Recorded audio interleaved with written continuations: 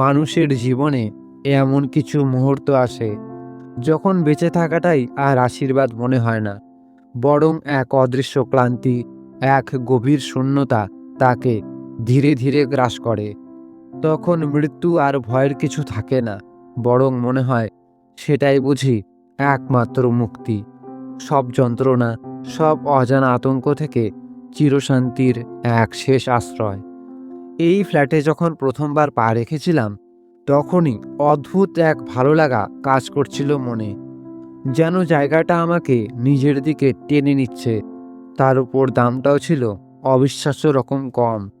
এত কম দামে এমন একটি ফ্ল্যাট না বলার কোনো যুক্তিই খুঁজে পাইনি। প্রমোটার সান্যালবাবু হালকা হেসে চেয়ারে হেলান দিয়ে বলেছিলেন, আপনার ভাগ্য সত্যিই খুব ভালো। এত কম দামে এই ফ্ল্যাটটা পাচ্ছেন। এই এলাকায় এরকম সুযোগ আর পাবেন না।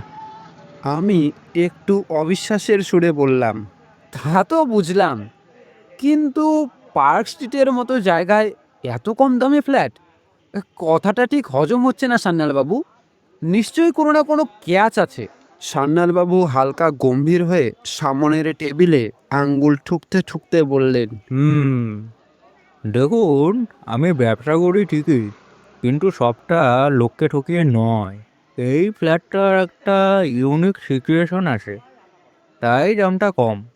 না হলে এই লোকেশনে আপনি তো জানেনই এখানে স্কোয়ার ফিটের দাম কত উঠে গেছে। ইউনিক সিচুয়েশন মানে লিগাল কোনো সমস্যা আছে নাকি? না, না, লিগালি একদম ক্লিয়ার। সব কাগজপত্র একদম সাফ। আপনি চাইলে আপনার লয়ার দিয়ে ভেরিফাই করিয়ে নিতেই পারেন। আমি তো বলবো করিয়েই নিন, এতে আপনারই শান্তি। আমি একটু এগিয়ে এসে বললাম, তাহলে সমস্যা কোথায়? কেউ থাকতে চায়নি নাকি অন্য কিছু? সান্যালবাবু এবার একটু থামলেন, তারপর হালকা হাসি দিয়ে বললেন, আসলে আগের মালিক খুব তাড়াহুড়ো করে বিক্রি করতে চাইছিলেন, এই আর কি। পার্সোনাল কিছু কারণ, একটু সেনসিটিভ ব্যাপার, তাই ডিটেলসে যেতে চাইছি না। আপনি চিন্তা করবেন না, এর সঙ্গে ফ্ল্যাটের কোয়ালিটি বা স্ট্রাকচারের কোনো সম্পর্ক নেই। পার্সোনাল কারণ মানে?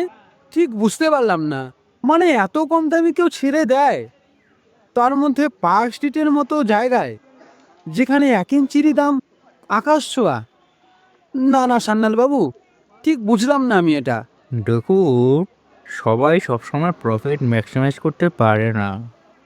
কখনো কখনো পরিস্থিতি মানুষকে সিদ্ধান্ত নিতে বাধ্য করে, আর সেই সুযোগটাই আপনি পাচ্ছেন। এটাকে আপনি লাকি ব্রেক বলতেই পারেন। হ্যাঁ, লাকি ব্রেক নাকি অন্য কোনো ঝামেলা, সেটা কিন্তু আমি এখনো বুঝতে পারছি না। সান্যালবাবু আবার হেসে বললেন, আপনি খুব ক্যালকুলেটেড মানুষ, সেটা ভালো। তবে একটা কথা মনে রাখবেন, এই মার্কেটে বেশি ভাবতে গেলে কিন্তু সুযোগ হাতছাড়া হয়ে যেতে পারে। কালকে আবার অন্য কেউ এসে বুক করে নিল, তখন কিন্তু আমার হাতে কিছুই থাকবে না। আমি কিছুক্ষণ চুপ করে থেকে বললাম, ঠিক আছে, আমি আরেকবার ফ্ল্যাটটা দেখতে চাই, বিশেষ করে সন্ধ্যার পর। তিনি এক মুহূর্ত তাকিয়ে হেসে বললেন, অবশ্যই দেখতেই পারেন, তবে বলি, দিনের আলোতেই কিন্তু সবচেয়ে পরিষ্কার দেখা যায়।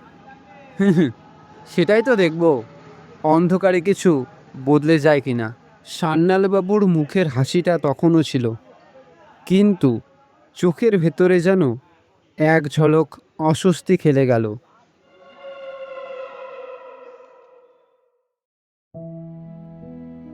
ওহ, নিজের পরিচয়টাই তো এখনো দেওয়া হয়নি। আমি সুজিত সরকার, উত্তরবঙ্গের শিলিগুড়ি আমার বাড়ি। পেশায় একজন সফটওয়্যার ইঞ্জিনিয়ার।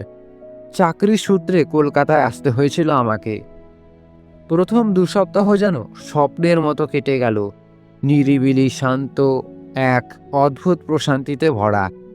নতুন জায়গা, নতুন জীবন, সবকিছুই যেন ঠিকঠাক জায়গায় বসে যাচ্ছিল। ও হ্যাঁ, ফ্ল্যাটটা সম্পর্কে আপনাদের একটু বিস্তারিত বলি।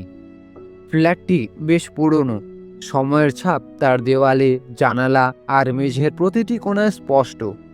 কিন্তু সেই পুরনোত্বের মধ্যেই লুকিয়ে আছে এক আলাদা সৌন্দর্য, এক অদ্ভুত আকর্ষণ। চারপাশে ঘন সবুজ গাছপালা, যেন শহরের কোলাহলের মাঝেও প্রকৃতি নিজের একটি ছোট্ট আশ্রয় গড়ে তুলেছে এখানে। সবচেয়ে বেশি ভালো লেগেছিল ব্যালকনিটা। সেখানে দাঁড়ালে মনে হয় যেন বুক ভরে শ্বাস নেওয়া যায়। একেবারে নিখাত নির্মল বাতাস। শহরের মধ্যে থেকেও এমন স্বচ্ছতা খুব কমই পাওয়া যায়। আমি যেহেতু উত্তরবঙ্গের মানুষ, তাই সবুজের প্রতি একটা আলাদা টান বরাবরই ছিল। পাহাড়, গাছ, কুয়াশা, এই সব কিছুর মধ্যেই বড় হয়েছি। হয়তো সেই কারণেই এই ফ্ল্যাটটা আমার এতটা ভালো লেগেছিল। মনে হয়েছিল এই ব্যস্ত শহরের মাঝেও যেন নিজের এক টুকরো আপন জায়গা খুঁজে পেয়েছি, যেখানে একটু হলেও ফিরে পাওয়া যায় সেই চেনা সবুজের ছোঁয়া।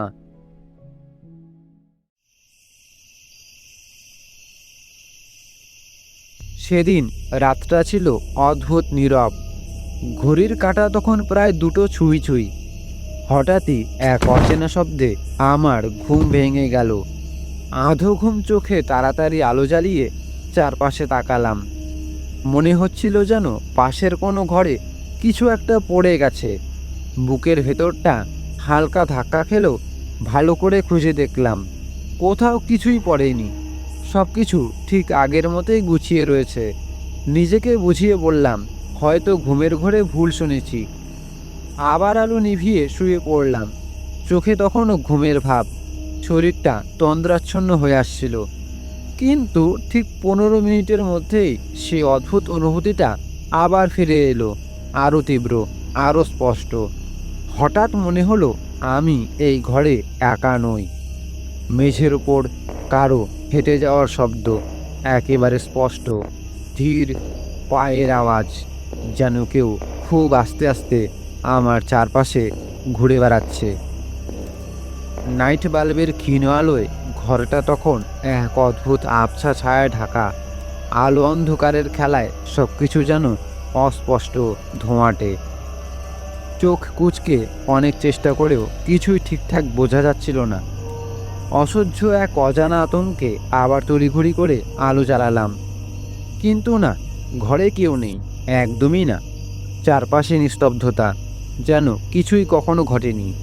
নিজেকে আবার বোঝাবার চেষ্টা করলাম, সবই মনের ভুল, হয়তো কাজের চাপ, ক্লান্তি। সেই থেকেই এইসব অদ্ভুত শব্দ কানে ভেসে আসছে। এই ভেবে নিজেকে শান্ত করে আবার ঘুমানোর চেষ্টা করলাম। কিন্তু কোথাও যেন একটা অস্বস্তি তখনও রয়ে গেল, অদেখা অথচ স্পষ্ট অনুভূত এক উপস্থিতির মতো। এরপরের পুরো সপ্তাহটা কেটে গেল কাজের ভীষণ চাপে। অফিস, ডেডলাইন, অবিরাম ক্লান্তি, এইসবের ভিড়ে আগের রাতের ঘটনাগুলো ধীরে ধীরে মন থেকে মুছে যেতে বসেছিল। সেদিনও কাজ থেকে ফিরতে ফিরতে রাত প্রায় 9টা বেজে গিয়েছিল। ঘরে ঢুকে আলো জ্বালালাম। ক্লান্ত শরীরে জামা কাপড় বদলে সোজা ফ্রিজের দিকে এগোলাম। ফ্রিজের দরজা খুলতেই হঠাৎ থমকে গেলাম। আমি যে চকলেটটা সকালে রেখে গিয়েছিলাম, এখন আর সেটা নেই। শুনতে তুচ্ছ লাগতে পারে, এমনকি আপনাদের হাসিও পেতে পারে, কিন্তু হ্যাঁ, আমি এখনও চকলেট ভীষণ ভালোবাসি, এই বয়সেও। কাজের প্রচণ্ড চাপ, মাথার ভেতর জমে থাকা অগণিত চিন্তা, এসবের মাঝখানে একটা ছোট্ট চকলেট যেন আমাকে অদ্ভুতভাবে স্বস্তি দেয়।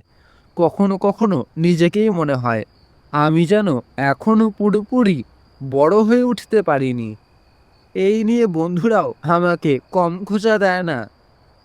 যাই হোক, সেদিন সকালে স্পষ্ট মনে আছে, একটা ক্যাডবেরি চকলেট ফ্রিজের ভেতর রেখেছিলাম।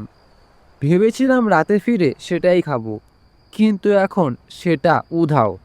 নিজেকে বোঝানোর চেষ্টা করলাম, হয়তো ভুলে অন্য কোথাও রেখে দিয়েছি।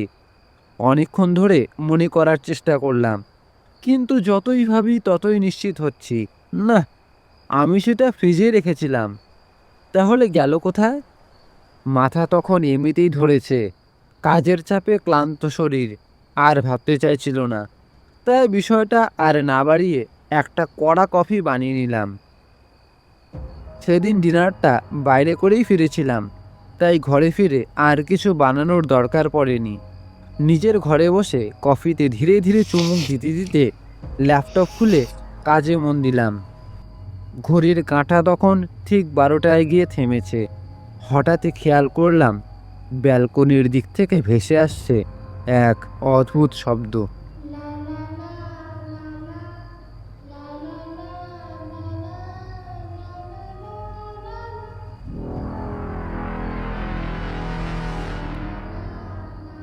খুব ক্ষীণ কিন্তু স্পষ্ট, কোনো বাচ্চার গলার আওয়াজ, যেন কেউ আস্তে আস্তে গান গাইছে। এক মুহূর্তে আমার শরীরটা কেমন যেন ঠান্ডা হয়ে গেল। এত রাতে বাচ্চার গানের শব্দ। ল্যাপটপটা যেমন ছিল তেমনই রেখে ধীরে ধীরে ব্যালকনির দিকে এগোলাম। বাইরে গিয়ে দাঁড়াতেই চারপাশে শুধু নিস্তব্ধতা, কোনো শব্দ নেই, যেন কিছুই হয়নি। নিজেকে আবারও বোঝালাম সবই হয়তো কানের ভুল, ক্লান্তির ফল। তাই আর কিছু না ভেবে ফিরে এসে কাজে মন দিলাম। কিন্তু সেখানেই শেষ নয়। এরপর থেকে প্রায় প্রতি রাতেই সেই শব্দগুলো ফিরে আসতে লাগলো। কখনো দূর থেকে ভেসে আসা শিশুর হাসি, কখনো আবার মৃদু গানের সুর। আর সবচেয়ে ভয়ের বিষয়, শব্দগুলো যেন বাইরে থেকে নয়, আসছিল আমার ফ্ল্যাটের ভেতর থেকেই। কখনো রান্নাঘরের দিক থেকে, কখনো বেডরুমের অন্ধকার কোণ থেকে, আবার কখনো সেই ব্যালকনি যেখানে দাঁড়ালে শুধু শূন্যতা ছাড়া আর কিছুই দেখা যায় না।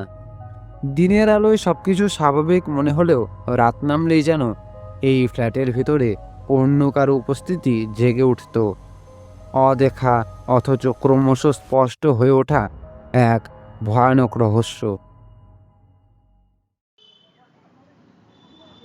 সেদিন আচমকাই প্রচণ্ড জ্বর এসে শরীরটাকে একেবারে ভেঙে দিল। মাথা যেন ঝিমঝিম করছিল, চোখের সামনে সবকিছু কেমন অস্পষ্ট হয়ে যাচ্ছিল। বাধ্য হয়ে অফিসে ফোন করে একদিনের ছুটি চাইলাম। বস প্রথমে খুব একটা রাজি হচ্ছিল না, তার কণ্ঠেও ছিল বিরক্তি। কিন্তু আমার কণ্ঠের ক্লান্তি আর অসুস্থতার ভার বুঝে শেষমেশ ছুটি মঞ্জুর করলেন। সারাদিনটাই কেটে গেল বিছানায় শুয়ে। শরীরের যন্ত্রণা যেন মনের ভিতরেও ছড়িয়ে পড়েছিল। কিছুতেই ভালো লাগছিল না। এই নিঃসঙ্গতার মধ্যে হঠাৎ করেই মায়ের কথা ভীষণভাবে মনে পড়তে লাগলো। জ্বর হলেই মা সবসময় পাশে থাকতো, নিঃশব্দে নিরলস যত্নে। কপালে ঠান্ডা জল দিয়ে পট্টি দিত, মাথায় হাত বুলিয়ে দিত, কখনো মৃদু গলায় গল্প করত, যেন অসুখটাকেই ভুলিয়ে দিবে।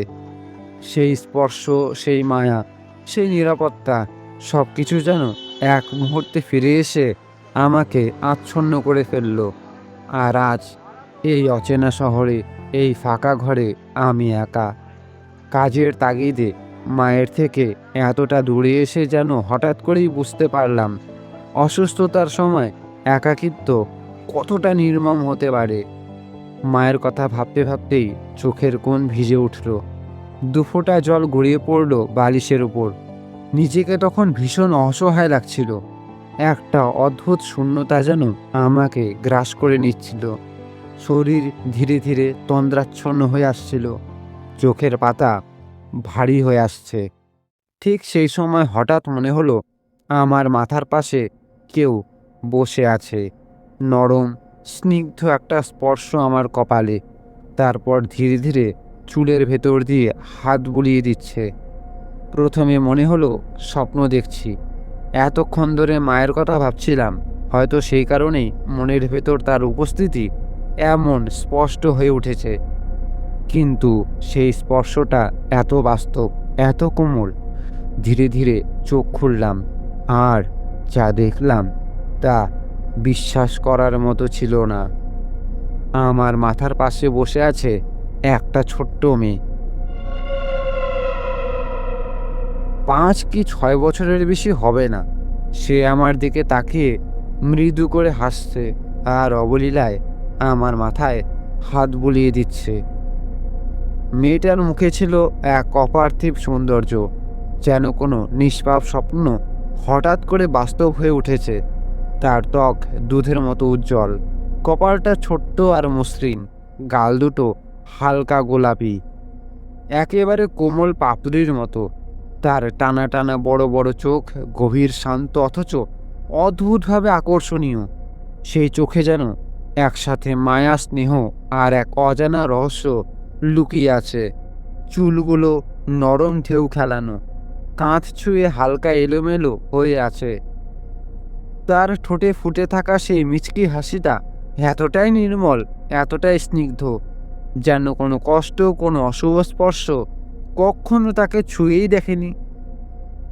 তার আঙ্গুলের স্পর্শে ছিল এক অদ্ভুত শান্তি, মায়ের মতোই যত্ন, অথচ কোথাও যেন এক অচেনা শীতলতা লুকিয়ে। মনে হচ্ছিল বহুদিনের চেনা কেউ, খুব আপন, খুব কাছের। আমার অসুখে নিঃশব্দে আমার পাশে এসে বসেছে। সেই মুহূর্তে আমার মাথায় আর কোনো প্রশ্নই আসেনি। সে কে? কিভাবে এলো? কেনই বা আমার পাশে বসে আছে? কিছুই না, শুধু এক গভীর প্রশান্তি আমাকে ঘিরে ধরেছিল। গলা দিয়ে কোনো শব্দ বেরোচ্ছিল না, চোখ ধীরে ধীরে আবার বুজে এলো। আর সেই অদ্ভুত মায়াবী স্পর্শের মধ্যেই আমি নিঃশব্দে ঘুমিয়ে পড়লাম, যেন কোনো অচেনা অথচ আপন আশ্রয়ে নিজেকে সমর্পণ করে দিয়েছি।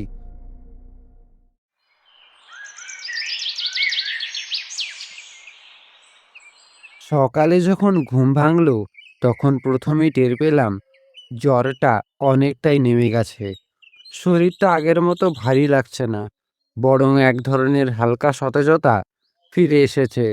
ধীরে ধীরে বিছানা থেকে উঠে বসে কিছুক্ষণ স্থির হয়ে রইলাম। তারপর উঠে ব্রাশ করলাম আর নিজের জন্য এক কাপ গরম চা বানালাম।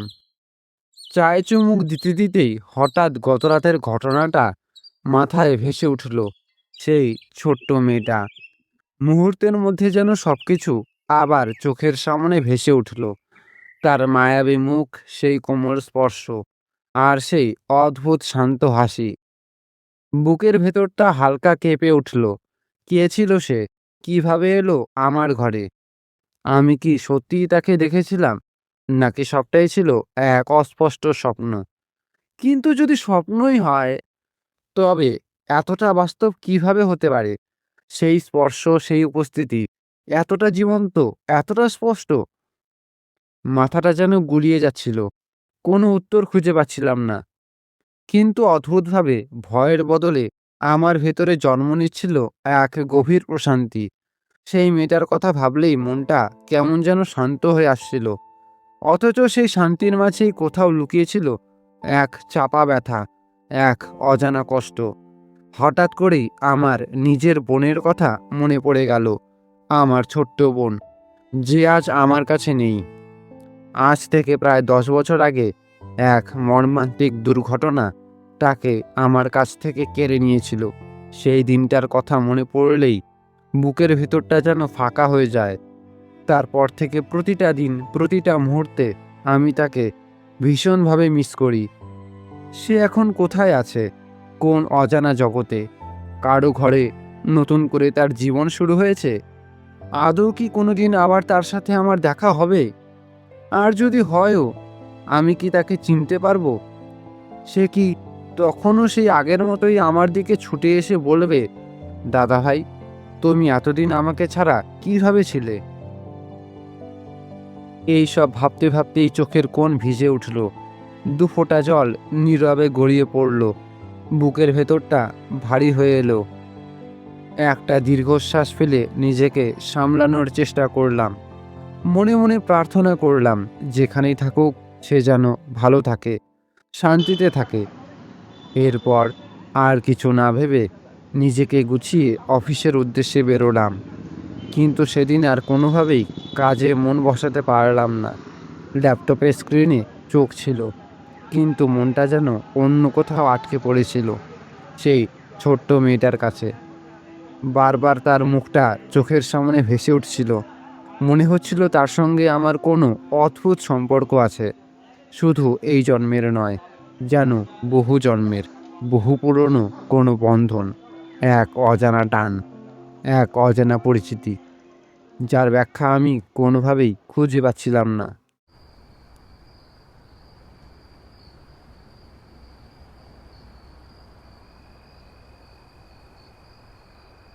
সেদিন রাতটা ছিল অদ্ভুত নীরব। হঠাৎই কোনো অজানা কারণে আমার ঘুম ভেঙে গেল। চোখ খুলতেই বুকের ভেতরটা ঢক করে উঠল। দরজার সামনে দাঁড়িয়ে আছে সেই ছোট্ট মেয়েটা। নাইট বাল্বের ক্ষীণ হলদেটে আলোয় তার মুখটা স্পষ্ট নয়, তবুও বোঝা যাচ্ছে সেই একই নিষ্পাপ চেহারা, সেই মৃদু হাসি। চারপাশে এক অদ্ভুত আলো আঁধারের আবেশ, যেন বাস্তব আর অবাস্তবের মাঝামাঝি কোথাও দাঁড়িয়ে আছে আমি। সে ধীরে ধীরে আমার দিকে এগিয়ে এলো। অদ্ভুত ব্যাপার হলো, আমার এক ফোঁটাও ভয় লাগলো না, বরং মনে হলো যেন বহুদিনের চেনা কেউ ফিরে এসেছে আমার কাছে। এক অজানা প্রশান্তি নেমে এলো বুকের ভেতর। আমি ধীরে ধীরে জিজ্ঞেস করলাম, কে তুমি? সে একটু মুচকি হেসে বলল। আমার নাম মিশমি। তার কণ্ঠস্বরটা ছিল নরম, শিশুসুলভ, অথচ কোথাও যেন এক অদ্ভুত গভীরতা লুকিয়েছিল। আমি ইশারায় তাকে বিছানার উপর বসতে বললাম। সে একেবারে বাধ্য বাচ্চার মতো নিঃশব্দে এসে বসে পড়ল। চাইলেই আমি ঘরের আলো জ্বালাতে পারতাম, কিন্তু ইচ্ছে করছিল না। এই আবছা আলো, এই মায়াবী পরিবেশ, সব কিছু যেন মুহূর্তটাকে আরও গভীর করে তুলেছিল। তার মুখে তখনও সেই নিষ্পাপ শান্ত হাসি লেগে আছে। আমি আবার জিজ্ঞেস করলাম, তুমি এত রাতে এখানে এলে কিভাবে? সে একটু হেসে খুব স্বাভাবিক ভঙ্গিতে বলল। এটা তো আমারই ঘর।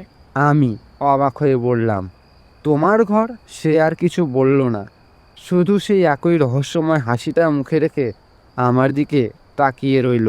হঠাৎই সে একটু ঝুঁকে এসে আমার চোখের দিকে তাকিয়ে জিজ্ঞেস করলো। তুমি আমাকে ভয় পাচ্ছ না? আমি একটু দেরি না করে বললাম, না, একদমই না। আমার উত্তরটা শুনে তার মুখে যেন এক মুহূর্তের জন্য অদ্ভুত একটা পরিবর্তন এলো, যেন সে কিছু আশা করেছিল, যা আমি পূরণ করতে পারিনি। তার চোখে এক ফোঁটা নিরাশা ঝলকে উঠল, আর তারপর এক পলকের মধ্যে সে নেই, একেবারে নেই। যেখানে সে বসেছিল ঠিক সেখানেই শুধু শূন্যতা। আমি কয়েক মুহূর্ত বুঝতেই পারলাম না কি ঘটল। আমার থেকে মাত্র দুহাত ধরে বসে থাকা একটা বাচ্চা হঠাৎ করেই বাতাসে মিলিয়ে গেল। সামান্য একটা শীতল স্রোত বয়ে গেল শরীরের ভেতর দিয়ে।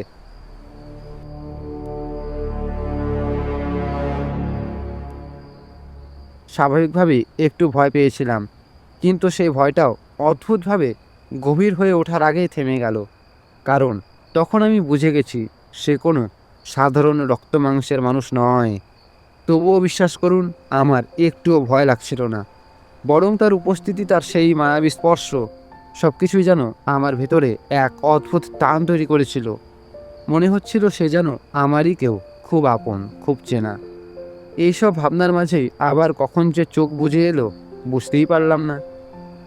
আর সেই অদ্ভুত অনুভূতির মধ্যেই আমি আবার ঘুমিয়ে পড়লাম, যেন অজানা এক জগতের দরজায় দাঁড়িয়ে থেকেও ফিরে এলাম নিজের অন্ধকার ঘরে।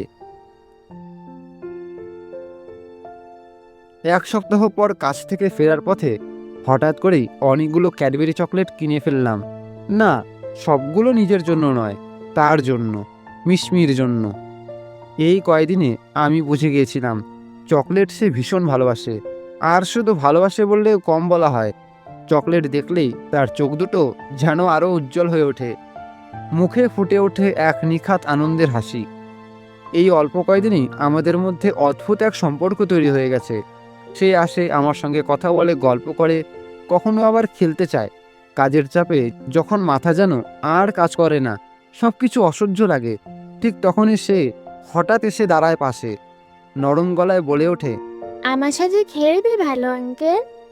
ও হ্যাঁ, বলা হয়নি, মিশমি আমার নাম রেখেছে ভালো আঙ্কেল। প্রথমে শুনে একটু হেসে ফেলেছিলাম, কিন্তু এখন এই নামটা যেন আমার খুব নিজের হয়ে গেছে। তার মুখে এই ডাকটা শুনলেই বুকের ভেতর কেমন যেন উষ্ণতা ছড়িয়ে পড়ে। মিশমির প্রতি আমার মনে এক অদ্ভুত মায়া জন্মেছে। শুধু মায়া নয়, স্নেহ, টান, ভালোবাসা সব মিলিয়ে এক গভীর অনুভূতি, যেটা ভাষায় প্রকাশ করা সত্যিই কঠিন। মনে হয় সে যেন আমার বহুদিনের চেনা কেউ, আমার একাকিত্বের মধ্যে সেই একমাত্র সঙ্গী, যে আমার মন খারাপের সময় পাশে বসে থাকে, গল্প করে, আমাকে হাসানোর চেষ্টা করে। তার উপস্থিতি যেন আমার জীবনের শূন্য জায়গাগুলো ধীরে ধীরে ভরিয়ে দিচ্ছে। এই অল্প সময়ের মধ্যেই সে আমার জীবনের এক অবিচ্ছেদ্য অংশ হয়ে উঠেছে। কখনো কখনো মনে হয় আমি যেন আমার হারিয়ে যাওয়া বোনকেই তার মধ্যে খুঁজে পাচ্ছি। সেই একই নিষ্পাপ হাসি, সেই একই টান, সেই একই অকারণ ভালোবাসা। আপনারা হয়তো শুনে ভাবছেন আমি পাগল হয়ে গেছি, একটা অশরীরী বাচ্চার সঙ্গে এমন সম্পর্ক, এটা কি আদৌ সম্ভব? তাহলে বলবো, হ্যাঁ, হয়তো আমি সত্যিই পাগল হয়ে গেছি। কিন্তু এই পাগলামিটা আমার ভীষণ ভালো লাগে, কারণ এই পাগলামি আমাকে নতুন করে বাঁচতে শিখিয়েছে। এই নিঃসঙ্গ নিরানন্দ জীবনে সেই যেন একমাত্র আলো, একটি ছোট্ট মায়াবী উপস্থিতি, যে নিঃশব্দে এসে আমার অন্ধকার দিনগুলোকে একটু একটু করে আলোকিত করে দিচ্ছে। প্রতিদিন অফিস থেকে ফিরে দরজা খুললেই মনে হতো আমি আর একা নই, ঘরের ভেতরে কোথাও না কোথাও মিশমি আছে। কখনো সোফার কোণে পা দোলাতে দোলাতে বসে, কখনো ব্যালকনিতে দাঁড়িয়ে হাওয়ার সঙ্গে খেলা করছে। একদিন ঘরে ঢুকতেই দেখি সে মেঝেতে বসে আমার কেনা চকলেটগুলো গুনছে, ছোট ছোট আঙ্গুল দিয়ে এক একটা তুলে নিয়ে গম্ভীর মুখে বলছে, একটা আমার, একটা তোমার, আবার একটা আমার, না না এটাও আমার। আমি হেসে বললাম, এইভাবে তো সবই তোর হয়ে যাবে রে। সে মুখ খুলিয়ে বলল, আমি তো ছোট, আমার বেশি লাগবে। তার সেই অভিমানী মুখটা দেখে না হেসে থাকা যায় না। আর একদিন কাজের চাপ নিয়ে ল্যাপটপে বসে আছি, মাথাটা প্রচণ্ড ধরেছে। হঠাৎই কানের কাছে নরম গলা। ভালো আঙ্কেল, এত কাজ করো কেন? আমি বলে উঠলাম, কাজ না করলে চলবে কিভাবে বলতো? সে একটু ভেবে বলল, আমার সাথে খেললে মাথা ভালো হয়ে যাবে, চলো না। আমি তাকিয়ে দেখি সে আমার সামনে দাঁড়িয়ে, চোখে একরাশ অনুরোধ। অবশেষে হার মানতেই হলো। আমরা দুজনে মিলে অদ্ভুত সব খেলা খেলতাম, যার কোনো নিয়ম নেই, কোনো মানে নেই। কখনো সে বলতো, এখন তুমি ভূত, আমি মানুষ। আবার কখনো বলতো, না না, তুমি ছোট, আমি বড়। তার কল্পনার জগৎটা ছিল একেবারেই আলাদা, আগোছালো অথচ অদ্ভুত সুন্দর। ব্যালকনিটা ছিল তার সবচেয়ে প্রিয় জায়গা। সন্ধ্যাবেলা সেখানে দাঁড়িয়ে সে আকাশের দিকে তাকিয়ে থাকতো। একদিন জিজ্ঞেস করলাম, কি দেখিস ওখানে? সে আঙ্গুল তুলে বলল, ওই যে ওখানে একটা তারা আছে, ওটা আমার বন্ধু হয়। আমি হেসে বললাম, তোর তো তাহলে অনেক বন্ধু রে। সে একটু চুপ করে থেকে বলল, না, আসলে আমি একা ছিলাম, এখন তুমি আছো। কথাটা শুনে বুকের ভেতরটা হঠাৎ কেমন যেন করে উঠেছিল। আরেকদিন আমি তাকে জিজ্ঞেস করলাম, মিশমি, তোর সবচেয়ে ভালো কি লাগে রে? সে একটুও না ভেবে বলল, তুমি। আমি অবাক হয়ে হেসে বললাম, আমি? কেন? সে খুব স্বাভাবিক গলায় বলল, কারণ তুমি আমাকে ভয় পাও না, তুমি আমার সাথে কথা বলো, খেলো। তার কথাগুলো খুব সহজ ছিল, কিন্তু তাতে এক অদ্ভুত গভীরতা ছিল। রাতে ঘুমোতে যাওয়ার আগে সে মাঝে মাঝে এসে বসতো আমার পাশে, ধীরে ধীরে বলতো, ঘুমিয়ে পড়ো ভালো আঙ্কেল, আমি আছি তো। সেই মুহূর্তগুলোতে সত্যি মনে হতো আমি আর একা নই। তার হাসি, তার অভিমান, তার শিশুসুলভ কথা, সব কিছু মিলিয়ে মিশমি আমার জীবনের এক অদ্ভুত আলো হয়ে উঠেছিল। একটা এমন আলো যা অন্ধকারের ভেতরেও চোখে লাগে না, বরং মনটা ধীরে ধীরে উষ্ণ করে দেয়। সেদিন কাজ থেকে ফিরে পাশের ফ্ল্যাটের বিনা আন্টির কাছে গেলাম। আন্টির সঙ্গে আমার সম্পর্কটা খুবই আপন হয়ে উঠেছিল এই কয়েকদিনে। মাঝে মাঝে নিজের হাতে রান্না করে আমাকে খাওয়াতেন, মায়ের মতোই স্নেহ করতেন। বহু বছর ধরে তিনি এই ফ্ল্যাটে আছেন। এই বাড়ির অতীত যেন তারই চোখে বেঁচে আছে। কিন্তু সেদিন আমি অন্য একটা কারণেই সেখানে গিয়েছিলাম। গিয়ে বললাম, আন্টি, তোমার কাছ থেকে কিছু একটা জানার আছে আমার। হ্যাঁ, কি জানতে চাও? আমি একটু থমকে বললাম, তুমি তো অনেক দিন ধরে এখানে আছো, আমার ফ্ল্যাটে আগে যারা থাকতো তাদের সম্পর্কে কিছু জানো? এই প্রশ্ন শুনে আন্টির মুখের হাসিটা মিলিয়ে গেল। এক মুহূর্তে তার মুখটা গম্ভীর হয়ে উঠল। তিনি ধীরে ধীরে বললেন। কি জানতে চাও? আমি গলা শুকিয়ে আসা সত্ত্বেও বললাম, আমার ফ্ল্যাটে আগে কি একটা বাচ্চা মেয়ে থাকতো? আন্টি একটা দীর্ঘশ্বাস ফেললেন। সেই নিঃশ্বাসে যেন জমে থাকা বহু বছরের কষ্ট মিশেছিল।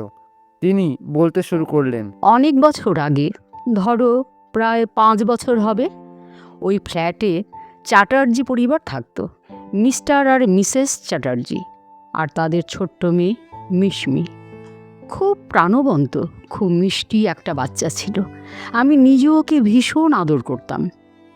তার গলাটা ধীরে ধীরে কেঁপে উঠল। আমি চুপচাপ দাঁড়িয়ে রইলাম। তারপর আস্তে করে বললাম, কি হয়েছিল ওর? আন্টির চোখে জল এসে গেল। একদিন ওর বাবা মা বাইরে ছিল, মিশমি বাড়িতে একাই খেলছিল। খেলতে খেলতে অসাবধানতায় ব্যালকনি থেকে পড়ে যায়। আর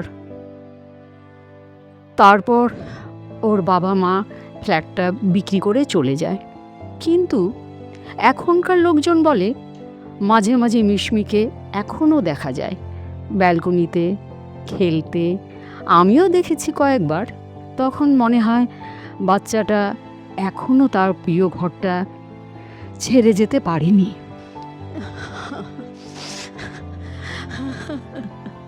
তিনি আর বাকিটা বলতে পারলেন না। ঘরটা নিস্তব্ধ হয়ে গেল। আমার বুকের ভেতরটা যেন কেউ মুঠো করে চেপে ধরলো। আমি আর কিছু বলতে পারলাম না। গলা দিয়ে শব্দ বেরোলো না। বুকের ভেতরটা ফেটে যাচ্ছিল। কোনো রকমে নিজেকে সামলে আন্টির ঘর থেকে বেরিয়ে এলাম। বাইরে এসে মনে হচ্ছিল, ইস, এত ছোট্ট একটা বাচ্চা কতটা কষ্ট পেয়েছিল।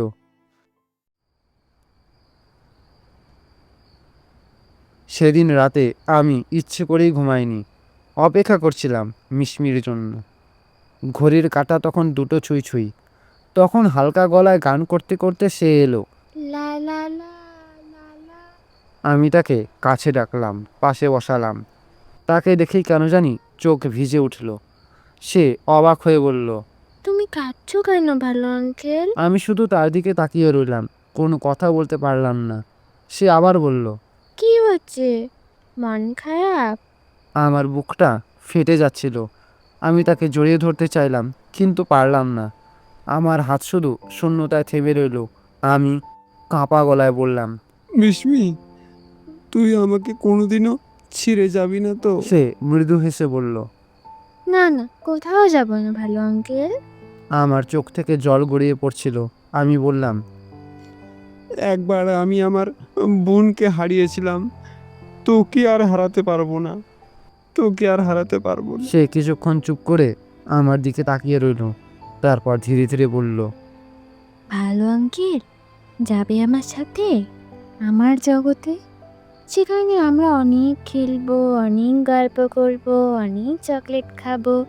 কেউ থাকবে না সেখানে, শুধু তুমি আর আমি। যাবে? তার চোখ দুটো ঝলমল করছিল। আমি আর কোনো উত্তর খুঁজে পেলাম না। শুধু একটা অদ্ভুত টান, একটা গভীর শান্তি আমাকে ঘিরে ধরল। ব্যালকনি থেকে যখন ঝাঁপটা দিলাম তখন মনে হচ্ছিল আমি নিচে পড়ছি না, বরং আমি মুক্ত হচ্ছি। হাওয়া আমার গায়ে এসে লাগলো, কিন্তু কোনো ভয় ছিল না, কোনো যন্ত্রণা ছিল না। শুধু এক অদ্ভুত শান্তি। মনে হচ্ছিল এবার আর কেউ আমাদের আলাদা করতে পারবে না। মিশমি আমার বোন, আমার একমাত্র ভালোবাসা।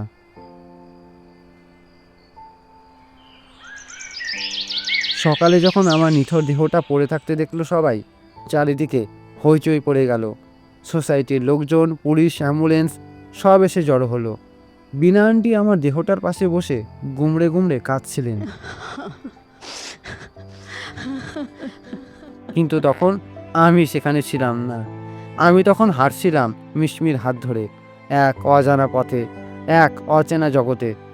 সেখানে কোনো কষ্ট নেই, কোনো দুঃখ নেই, কোনো যন্ত্রণা নেই, শুধু এক নিঃশব্দ প্রশান্তি। মিশমি আমার হাত শক্ত করে ধরে আছে। সে আমার দিকে তাকিয়ে হাসছে, তার সেই নিষ্পাপ মায়াবী হাসি। আমি তার দিকে তাকিয়ে ভাবলাম, এই তো আমি খুঁজছিলাম এতদিন ধরে। আমরা হাঁটতে হাঁটতে দূরে এগিয়ে চললাম। পেছনে ফেলে এলাম আমার শরীর, আমার পরিচয়, আমার সমস্ত অতীত।